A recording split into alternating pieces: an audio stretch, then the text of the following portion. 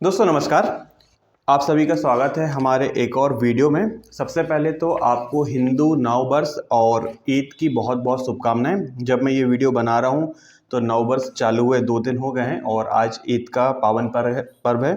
तो आप सभी लोगों को बहुत बहुत शुभकामनाएं।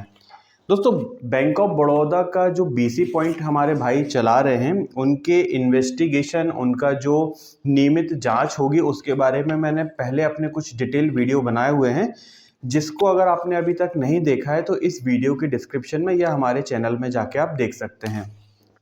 ये एक बहुत इम्पॉर्टेंट वीडियो होने वाला है, जो कि जब आपके यहाँ विजिट होगी, आपका ब्रांच से कोई अधिकारी आएगा, आरओ से आएगा या नियरेस्ट ब्रांच से कोई अधिकारी आएगा, तो वो आपको कुछ पॉइंट देगा। आपके यहाँ जो विजिट करेगा तो उसमें वो क्या चीज़ चेक करेगा, ये सारा कुछ हम जानेंगे। और इसमें किस प्रकार से आपको नंबर मिलेंगे, कब आपको पॉजिटिव मार्क मिलेगा, कब नेगेटिव मार्क मिलेगा, और किस मार्क के बेस पे या नंबर के बेस पे आपका बीसी पॉइंट बंद होगा, किस प्रकार से आपको नोटिस जारी किया जाएगा, ये सारा कुछ हम जानेंगे।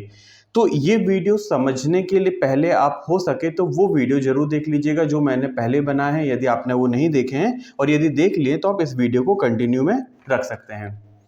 सबसे पहले तो मैं आपको बता दूं कि एक ये क्राइटेरिया है, शायद आप इसमें नहीं देख पा रहे होंगे, तो मैं इसको फुल स्क्रीन पर इसकी एक पीडीएफ इमेज लगा दूंगा। और यहाँ पर कुछ मार्क हैं। सबसे पहले तो जो टोटल मार्क हैं वो है 55 नंबरों में से आपका आकलन किया जाएगा।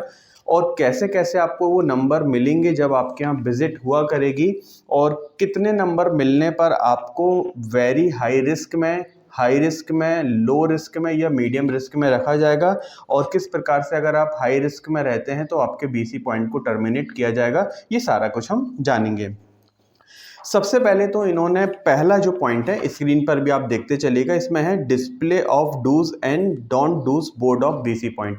आप जानते होंगे कि चाहे आप बैंक ऑफ बड़ौदा का बीसी चलाएं, स्टेट बैंक का चलाएं या किसी भी बैंक का बीसी चलाएं, तो वहां पर ग्राहकों के लिए डूज एंड नॉट डूज होता है। मतलब ग्राहकों को क्या करना चाहिए, क्या नहीं करना चाहिए, इसकी सूची यहाँ पर लगनी चाहिए।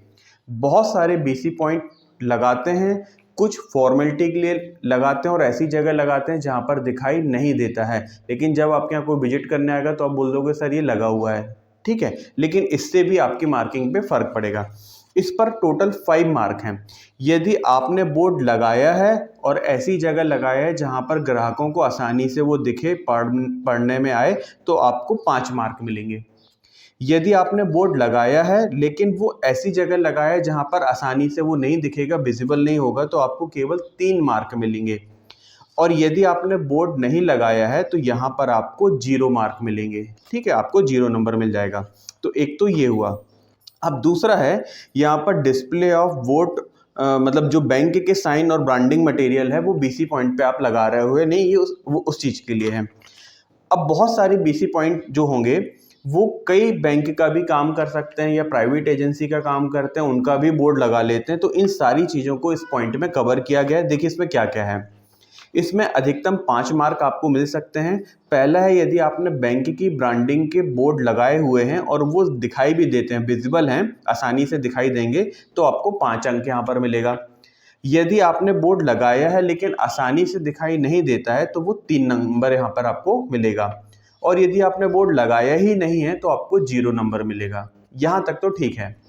अब यहाँ पर बात आती है अदर बैंक और एफआई। इसका मतलब है कि यदि आपने किसी दूसरे बैंक की ब्रांडिंग लगा के रखी है या प्राइवेट एजेंसी का कियोस्क चलाते हैं और उनका आपने ब्रांडिंग लगा के रखा है, तो यहाँ पर आपको -2 मार्क होंगे। मतलब 2 मार्क आपके कट जाएंगे। आपका जो भी नंबर आ रहा होगा, मान लीजिए 55 में से 40 आपको मिल रहे हैं, तो 2 पॉइंट वहाँ पर और कम हो जाएंगे।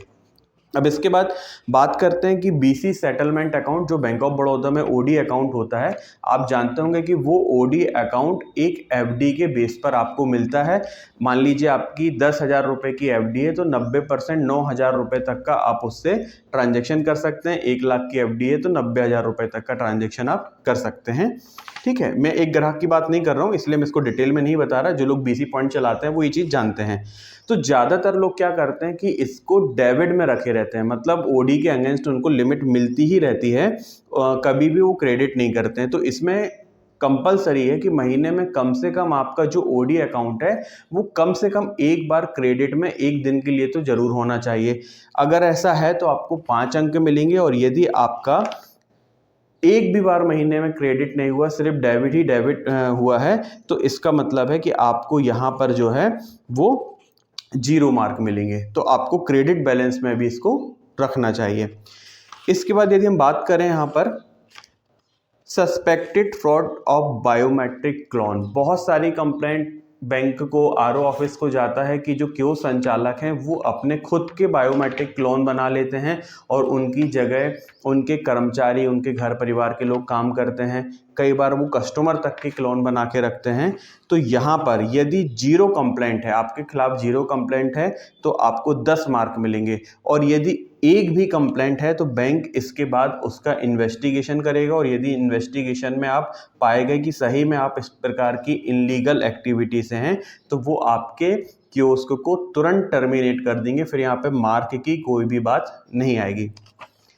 अब दूसरी बात करते हैं यहाँ पर कंप्लेंट्स। इसकी लंबी सूची यहाँ पर है। कंप्लेंट अगेंस्ट बीसी, मतलब अगर बीसी के खिलाफ उसके कस्टमर के द्वारा कोई कंप्लेंट की जाती है, अलग अलग प्रकार की हो सकती है कि जैसे दुकान वो समय पे नहीं खोलता है, मिसबिहेवियर करता है बैंक अकाउंट ओपन करने का, या पैसा निकालने जमा करने का ओवर चार्ज करता है, या किसी भी प्रकार की आपके खिलाफ कंप्लेंट जाती है, तो इसमें किस प्रकार से आपको मार्किंग मिलेगी। इसमें सबसे ज़्यादा आपके पास जो है वो 10 नंबर है।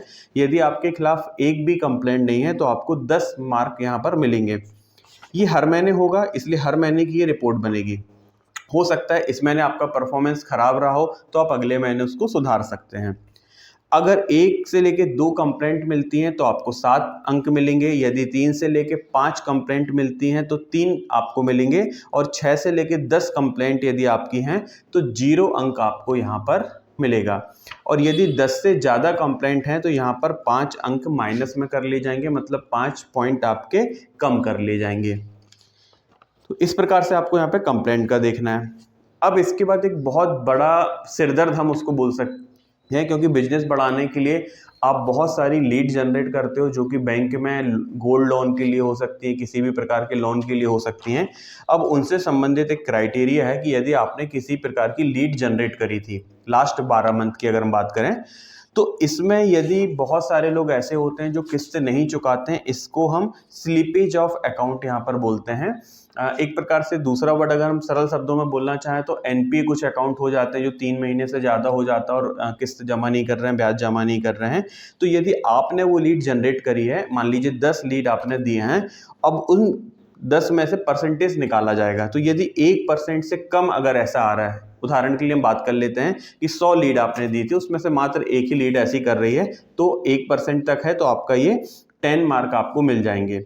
यदि आपने जो लीड जनरेट करी है उनमें से 1 से लेके 5% तक का क्राइटेरिया रखा है, अगर उतने कस्टमर के द्वारा, लीड के द्वारा अगर लोन जमा नहीं किया जा रहा है, वो स्लिपेज में आ रहे हैं, तो 6 अंक आपको दिए जाएंगे। यदि 5 से लेके 10% के लोग ऐसा कर रहे हैं तो आपको वहाँ पर केवल 3 अंक ही दिए जाएंगे। इसके बाद यदि 10 से लेके 20% तक के लोग ऐसे हैं आपके द्वारा जो लीड जनरेट की गई है, वो अगर पैसा नहीं चुका रहे हैं, स्लिपेज में जा रहे हैं, तो -10 अंक यहाँ पर कर लिया जाएगा। और यदि आपने कोई लीड ही जनरेट नहीं करी है, आपने सोचा हमको करना ही नहीं है, तो वहाँ पर आपके -2 पॉइंट होंगे। अब ये फैक्टर आपके लिए कैसे काम कर सकता है, अभी हम इसका टोटल एक कैलकुलेशन करके बताएंगे। अब मान लीजिए आपने ये जो लीड जनरेट करी है, आपको तो पता नहीं है कि आपका कौन सा कस्टमर आपको फ्रॉड कर सकता है या पैसे जमा नहीं करेगा, आप जनरेट करते जा रहे हैं।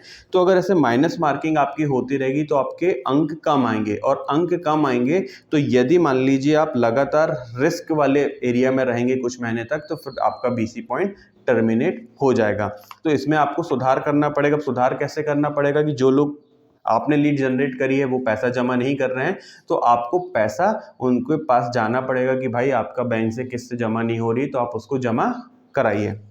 ये तो हुई लोन वाली बात। अब इसके बाद होता है कि लगभग यही क्राइटेरिया है, लेकिन ये अकाउंट के लिए है कि आपने जो अकाउंट खोले हैं, यदि उनमें से कोई फ्रॉड रिपोर्ट होता है कि ये खाते के द्वारा फ्रॉड किया जा रहा है यूपीआई के माध्यम से, या यूपीआई के माध्यम से जो लोग कभी फ्रॉड होता है और वो पैसा इन खातों में आता है, तो उसके लिए क्या कंडीशन है यदि आपने लास्ट 12 महीने में जो खाते खोले हैं उनमें से 1% से कम खातों में अगर फ्रॉड रिपोर्ट हो रहा है तो वहाँ पर आपको 10 में से 10 अंक ही मिल जाएंगे। 1% से कम है अगर, यदि 1% और 5% के बीच में है तो आपको 3 अंक यहाँ पर मिलेंगे। मतलब अगर आपने 1000 खाते खोले हैं उसमें से 1% से लेके 5% मतलब 10 से 15 खातों में ये रिपोर्ट हो रहा है तो 3 अंक आपको मिलेंगे।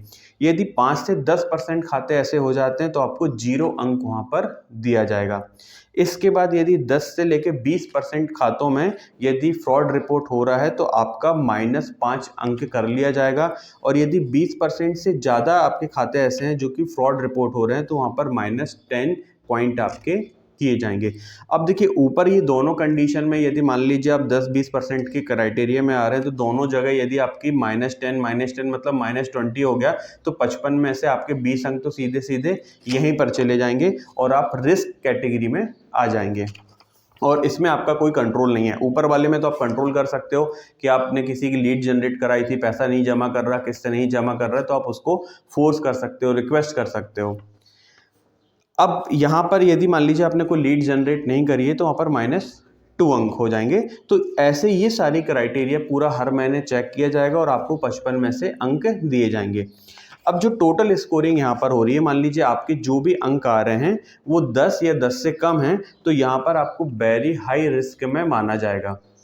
इसके लिए बैंक के प्रबंधन के ऊपर है कि वो आपको तत्काल प्रभाव से बंद करना चाह रहा है या आपको नोटिस जारी करना चाह रहा है या फिर आपको कुछ अवसर देना चाह रहा है। जैसे इस बार मान लीजिए आपके 10 अंक आ गए तो अगले महीने आप इसमें सुधार कर सकते हो, जो कमियां हैं वो आप दूर कर सकते हो। तो अगर लगातार ये ऐसा चलता रहा कि आप हर महीने इसी क्राइटेरिया, इसी रिस्क मैनेजमेंट में आएंगे फिर तो वो बंद कर दिया जाएगा। तो 10 से नीचे हैं तो वेरी हाई रिस्क माना जाएगा क्योंकि आपको बहुत कम अंक मिले हैं।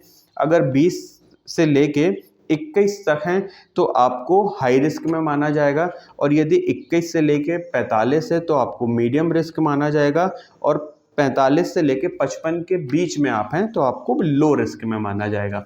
तो इसमें सबसे जो खतरनाक है वो वेरी हाई रिस्क या हाई रिस्क, 2 पॉइंट यहाँ पर हैं। और आशा करते हैं कि ये कमियां आप समय रहते दूर कर लोगे क्योंकि नया फाइनेंशियल ईयर चालू हो गया है, हर महीने अब विजिट होगी ये तो तय है। और आपको किसी भी प्रकार से आपने जो अपना रिटेलर बेस बनाया है, इतना मेहनत करके BC पॉइंट खोला हुआ है, वो बंद ना हो। उसमें मैं उम्मीद करता हूँ कि ये सारे पॉइंट सहायक होंगे, हमारा वीडियो आपको हेल्प करेगा। और मुझे ऐसा लगता है कि कहीं ना कहीं आप सभी लोग प्राइवेट एजेंसी की कुछ ना कुछ पोर्टल चलाते हैं तो उनकी ब्रांडिंग आप लगाते हैं। यदि लगाए हैं तो तत्काल प्रभाव से आप उसको अलग कर दीजिए क्योंकि बैंक ऑफ बड़ौदा इस पर बहुत ही ज़्यादा सख्त होता है। कई बार हो सकता है कि आपके खुद के नाम पे प्राइवेट आईडी नहीं है, आप अपने दुकान के जो कर्मचारी हैं, भाई बहन हैं, घर परिवार के लोग हैं, उनके नाम पे चला रहे होंगे, लेकिन अगर आपकी दुकान में ब्रांडिंग लगी है तो वो नहीं मानी जाएगी बैंक के द्वारा। तो ये सारी चीज़ों पर आप ध्यान रख सकते हैं और आशा करते हैं कि ये वीडियो आपको पसंद आया होगा, इसलिए आप इस वीडियो को लाइक, चैनल को सब्सक्राइब करें और ज़्यादा से ज़्यादा इस वीडियो को शेयर करें।